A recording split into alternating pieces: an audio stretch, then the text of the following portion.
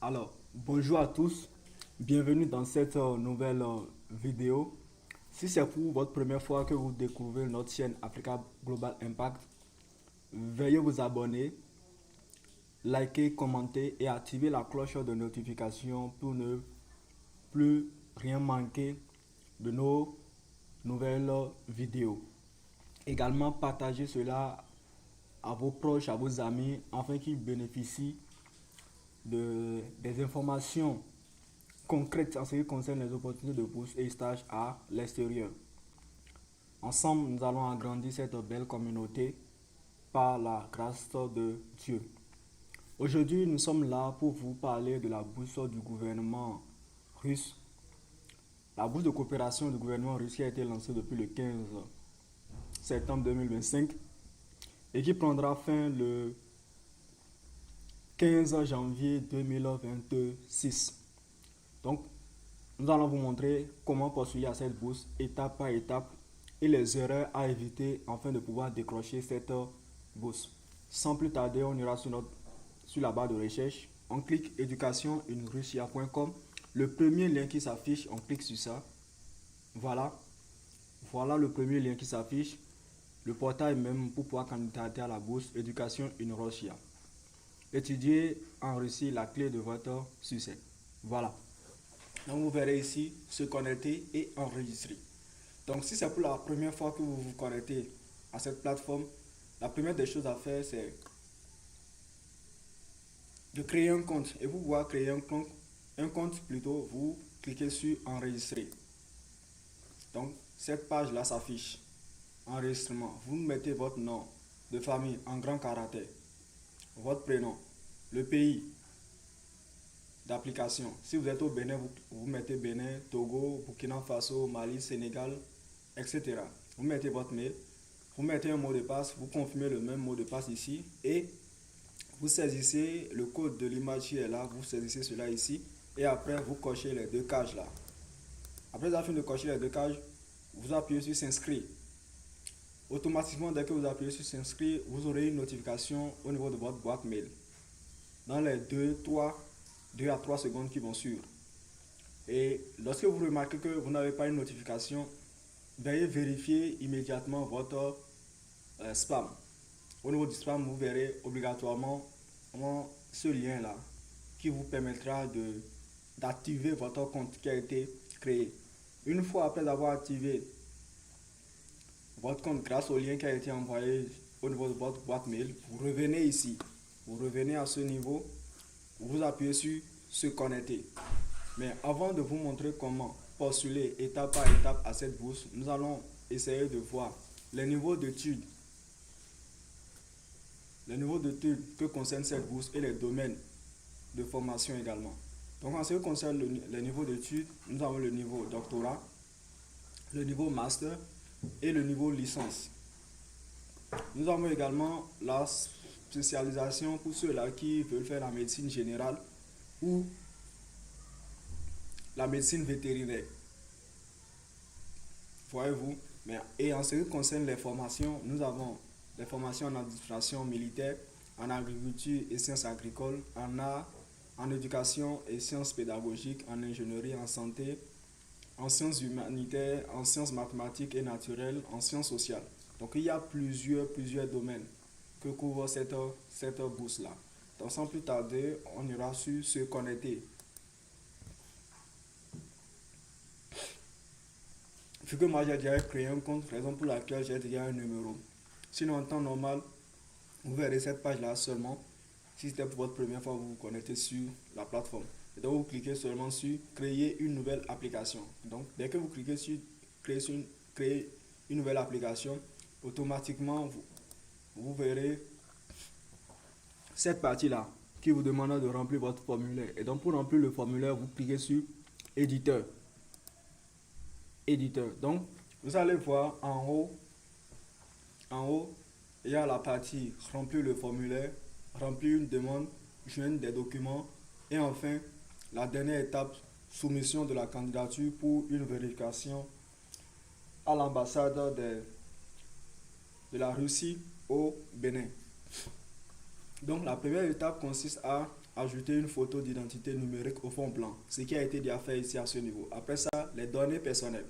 Vous mettez votre nom de famille en grand caractère, la manière dont c'est écrit, conformation au passeport, la manière dont c'est écrit sur votre passeport ou votre relevé d'identité ou votre carte CIP. Et donc vous verrez que les informations qui sont obligatoires sont mises en astérisque rouge. Là, partout vous voyez des astérisques rouges, ça signifie que ces informations-là sont très importantes et elles sont obligatoires. Donc vous mettez Okpara comme nom de famille, ça c'est mon nom de famille. Le prénom aussi, vous mettez cela en grand caractère. Vous n'êtes pas obligé, comme je l'ai dit, les parties où il n'y a pas d'astérisque rouge ne sont pas obligatoires. Donc on demande la transcription en russe, ce n'est pas obligatoire. Le nom, les prénoms vous mettez, le lieu de naissance, la date de naissance, ici votre sexe, homme ou femme. Situation familiale, si vous êtes marié ou célibataire, vous mettez. Ici, si vous êtes d'une citoyenneté béninoise, vous êtes du Bénin, vous mettez le Bénin. Si vous êtes de l'Angola, vous mettez Turquie, Cameroun, Australie, etc. Vous mettez. Ici, à ce niveau, information sur le visa. D'habitude, vous allez voir que le cocher c'est déjà sur non. Donc, si vous êtes hors du territoire russe, vous êtes obligé d'avoir un visa pour pouvoir pénétrer ce territoire. Et donc pour cela, vous allez cliquer sur le cadre, un visa est écrit. Et donc, votre pays d'application, là où vous êtes, vous mettez le pays. Si vous êtes au Bénin, vous mettez Bénin, Sénégal, Mali, Côte d'Ivoire. Et la ville, directement, ça s'affiche. C'est automatique. C'est automatique. Voilà. Donc ici, les données du passeport du candidat, série, le numéro. Si vous avez un passeport, vous mettez le numéro du passeport. Si c'est une carte CIP, vous mettez le numéro de carte CIP. Si c'est une carte biométrique, vous mettez le numéro de la carte biométrique, peu importe votre pays. La date d'émission et la date d'expiration, vous mettez adresse domicile. Vous mettez le pays, le code postal, province, il s'agit des départements. Pour ceux qui sont au Bénin, des départements, vous mettez, si c'est Borgou, Alibori, Atlantique, Littoral, vous mettez. La ville, vous mettez. Ici, vous mettez votre quartier également. Maintenant, information sur l'éducation. Là, ils ont dit niveau d'éducation reçu ou existant. Donc, vous mettez votre plus grand diplôme à ce niveau. Donc, faites beaucoup attention en voulant remplir cette partie-là. Faites très attention en voulant remplir cette partie. Donc, vous venez ici. Si vous avez une licence, vous mettez diplôme de licence qui est Bac plus 3. Si vous avez un doctorat, pour ceux-là qui ont fait la médecine générale, vous mettez le doctorat général. Maintenant, si vous avez un baccalauréat, vous venez ici. Enseignement secondaire général. Si vous avez fait un lycée technique et que vous avez un diplôme de DAT ou de DTI, vous mettez études professionnelles. Pour tous ceux-là qui n'ont pas fait un enseignement général, vous mettez études professionnelles. Ok? Vous mettez études professionnelles. Maintenant, pour celui-là qui a déjà un master, qui veut faire un doctorat, il met maître. D'habitude, au niveau de la plateforme, vous verrez maître ou master. C'est la même chose. Donc, l'année d'obtention, vous mettez ici, votre mail est automatique, vous mettez votre numéro WhatsApp. À ce endroit, vous mettez votre numéro WhatsApp. Maintenant, contact d'un représentant. Ça peut être votre frère, ça peut être votre grand-mère, votre mari, votre femme, votre oncle, votre père, etc. Vous mettez. Si c'est le père, vous mettez père. Donc toutes les informations de votre papa, vous mettez cela ici. Nom, prénom, adresse mail, la citoyenneté, si la personne est du Bénin, vous mettez le Bénin. Vous mettez sa date de naissance ici. Et puis vous sauvegardez. Donc vous voyez, les données ont été mises à jour avec un succès. Donc quand c'est fait, vous ne verrez pas le trait rouge ici. Mais quand il y a quelque chose qui manque, vous verrez des signalisations de couleur rouge, des notifications en couleur rouge. Donc ça veut dire que vous n'avez pas rempli toutes les conditions. Vous devez vérifier là où il y a une erreur et vous corrigez cela. Donc après ça, maintenant vous venez à la deuxième étape qui consiste à remplir une demande. Voilà, à ce niveau, vous mettez éditeur ou édité, généralement. Donc, on vous demande le programme éducatif, la forme d'études, c'est toujours en présentiel. Vous choisissez en présentiel. Le niveau d'éducation. À ce niveau, si vous avez déjà un baccalauréat et que vous voulez postuler pour une licence, vous cliquez ici. diplôme de licence. Si vous avez un master, si vous avez une licence et que vous voulez postuler pour un master, vous cliquez ici, maîtrise ou master.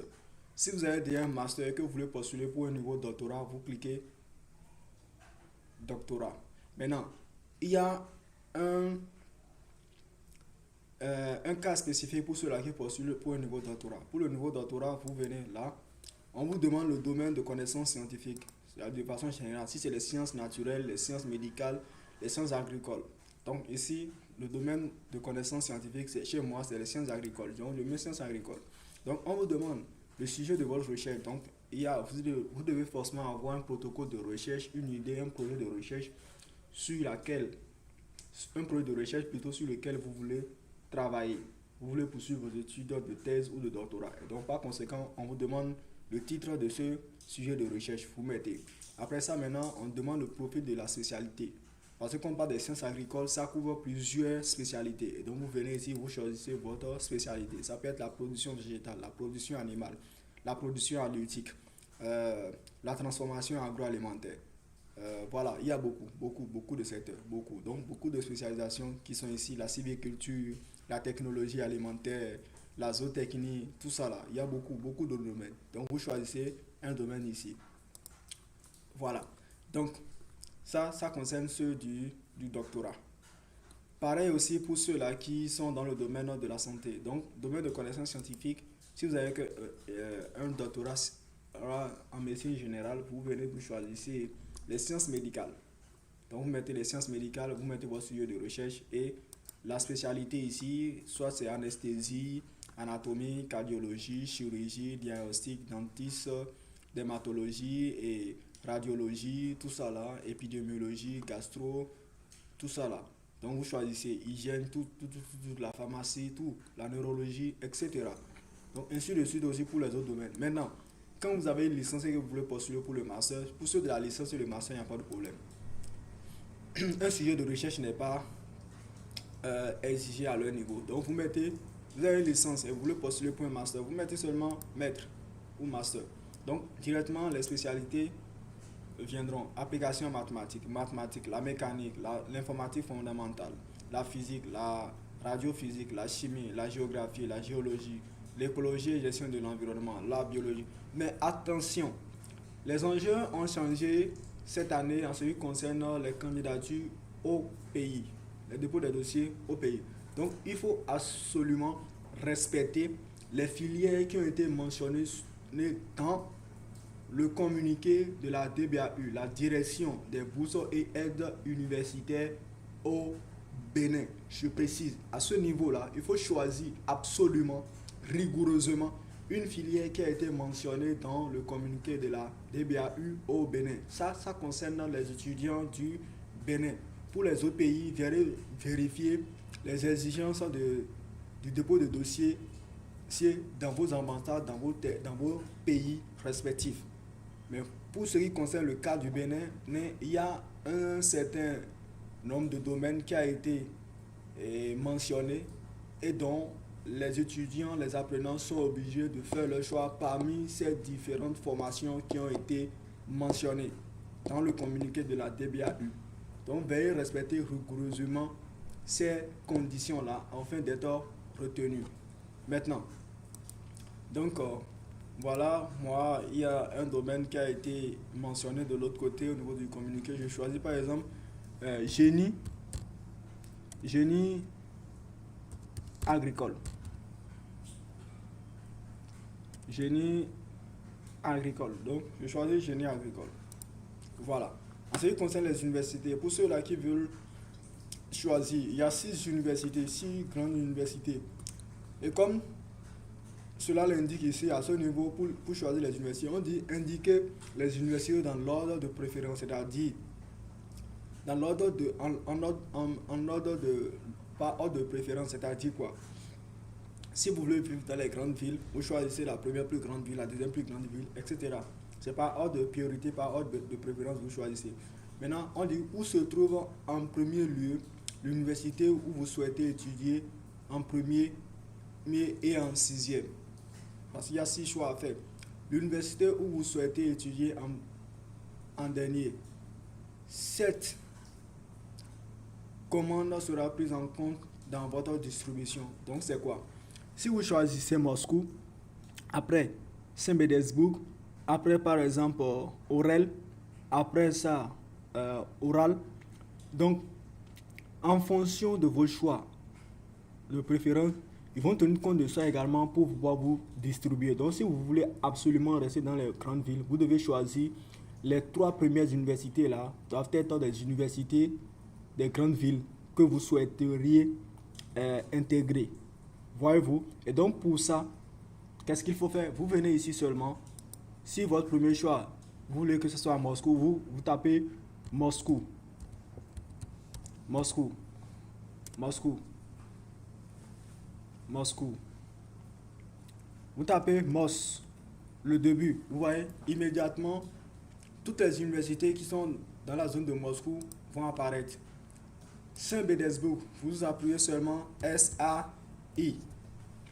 Toutes les universités qui sont à Saint-Pétersbourg vont apparaître en même temps. Donc voilà, ainsi de suite. Donc vous avez jusqu'à 6 choix à faire. Après, vous venez ici. La langue, on dit la langue russe parce que vous devez étudier en langue russe. Et donc, si vous comprenez déjà la langue, on dit compétence. Si c'est votre langue maternelle, vous mettez la langue maternelle. Si vous avez un niveau moyen, vous mettez le niveau moyen. Mais si vous ne maîtrisez pas la langue, vous dites je ne maîtrise pas la langue. Ok? Donc ici, la nécessité d'étudier au département préparatoire. Vous cochez ce cadre-là, oui. Parce que vous devez faire une année préparatoire pour pouvoir apprendre la langue. Parce que les études en Russie se font en russe ou en anglais. Dans certaines universités. Donc, la langue prioritaire, la langue nationale là-bas, c'est le russe. Donc, vous devez absolument faire une année préparatoire si vous ne comprenez pas leur langue. Voilà. Donc, vous venez ici, vous appuyez sur sauvegarder. Donc, tout est clair. S'il y avait un problème, ils vont nous mentionner cela en rouge, mais il n'y a pas de problème. On dit votre donnée a été mise à jour avec succès. Donc, on passe à la 3e étape. Voilà. Au niveau de la 3e étape, vous verrez, on dit format de fichier possible. C'est les formats qui sont possibles, mais généralement, on utilise le format PDF. La taille d'un fichier ne doit pas dépasser 10 mots. Et donc, tous les documents que vous deviez téléverser ici ne doivent pas dépasser 60 mégaoctets. Donc, chaque document doit contenir, doit peser 10 mots. Donc, voilà. On dit document pour la participation à la première étape. Voilà, comme je le disais, il y a 2 étapes pour pouvoir bénéficier de cette bourse. Donc la première étape consiste à déposer vos documents sur cette plateforme et dès que vous êtes retenu maintenant, vous passez à la 2e étape qui exige à ce que vous fassiez des tests médicaux. Ok? Donc à ce niveau, il y a, après avoir fini de téléverser vos documents, pour pouvoir téléverser les documents, ici on demande le passeport. Si vous avez un passeport, vous cliquez ici, là, et puis vous mettez votre passeport. Ouais, télécharger un fichier, vous cliquez sur télécharger un fichier et cela va apparaître en même temps. Ouais, vous choisissez quelque chose là. Et puis vous sauvegardez. Vous sauvegardez. Au niveau du document éducatif, à ce niveau, au niveau du document éducatif, vous mettez votre bulletin de la licence 3, de la licence 4, de la licence 2, la licence 1. Et la licence, l'attestation de votre licence, et puis vous sauvegardez tous les documents. Vous mettez ici, vous ajoutez tous les documents ici. Relevé et attestation, vous mettez. Maintenant, à ce niveau, c'est la 2e étape. Vous n'êtes pas pour la première étape, vous n'êtes pas obligé de toucher à cette partie-là. Non, vous n'êtes pas obligé de toucher à cette partie. Maintenant, pour ceux-là qui poursuivent pour le doctorat, vous verrez que au niveau des documents éducatifs, arrivé à un endroit, ils vont vous demander le CV. En russe, non. Ce n'est pas le CV que vous devez ajouter, mais plutôt votre projet de recherche en anglais que vous ajoutez encore. Donc, voilà un peu pour cette 3e étape. Maintenant, au niveau de la 3e étape, vous devez imprimer. Vous devez télécharger le consentement. Donc vous cliquez sur consentement. Donc quand vous cliquez sur consentement, voilà, il y a un document qui s'affiche là. Voilà, il y a le document qui s'affiche là. Ce document. Vous voyez, ce document là qui s'affiche. Il y a la version russe et la version anglaise. Donc à ce niveau, vous mettez la date, vous signez et vous mettez uniquement votre nom de famille. Ça c'est pour la version russe. Maintenant la version anglaise aussi, vous faites pareil aussi à la fin, à ce niveau. Vous voyez, vous faites pareil. Donc c'est très simple. Vous faites pareil aussi à ce niveau. Donc voilà. Donc voilà, après avoir fini de remplir, vous vérifiez si vos données de passeport sont bien ajoutées et votre nom de famille est bien écrit. Donc vous signez, vous mettez la date et vous mettez votre nom de famille. Après ça, vous scannez le document, vous le mettez en PDF et vous revenez ici. Vous revenez ici, vous téléchargez le document, vous téléversez le document ici. Là, on appuie sur sélectionner un fichier. Donc ce document que vous avez téléchargé ici là, après signature et tout, vous scannez, vous mettez ça en PDF et vous téléversez ça ici à ce niveau. Donc après ça, on passe à la dernière étape. Ok, vous voyez la dernière étape. Au niveau de la dernière étape, on dit l'application n'est pas prête pour l'impression et l'envoi pour la vérification. Donc vous avez besoin de télécharger. Donc c'est les documents que je n'avais pas téléchargés. À votre niveau, ça ne va pas s'afficher comme ça. Si vous avez déjà téléchargé tous les documents, y compris le consentement, le passeport et tous vos documents académiques, c'est-à-dire vos relevés de notes de toutes les années et votre attestation ou diplôme, arrivé ici à la dernière étape, il y a l'application de l'impression.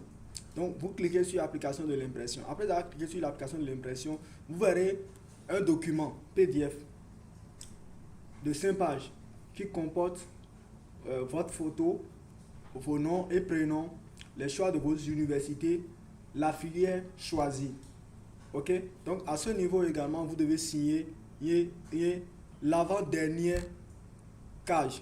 Vous signez au niveau de l'avant-dernière case. Vous mettez la date et la signature. L'avant-dernière case. C'est l'avant-dernier cadran. C'est là vous signez. Si vous faites erreur, ils vont vous recaler pour ça. Donc après cela, vous revenez ici. Après avoir rempli le formulaire de candidature, vous mettez cela en PDF et vous téléversez ça à ce niveau. Et c'est après ça maintenant, vous envoyez une demande. Et vous soumettez votre dossier pour une vérification auprès des agents de l'ambassade de la Russie au Bénin. Donc c'est fini pour la première étape. Maintenant, vous prenez ce formulaire de 5 pages que vous avez téléchargé ici, là. Vous amenez ça maintenant au niveau de l'ambassade de façon physique pour aller prendre la mention validée avant d'aller déposer toutes les autres pièces au niveau de la DBAU. Donc voilà un peu ce qu'il faut faire pour pouvoir être sélectionné pour cette bourse de la Russie. Je répète, évitez des erreurs. Évitez des erreurs. Et donc j'ai mentionné, suivez cette vidéo du début jusqu'à la fin. Merci de nous avoir suivis et à très bientôt pour une nouvelle vidéo. Ciao.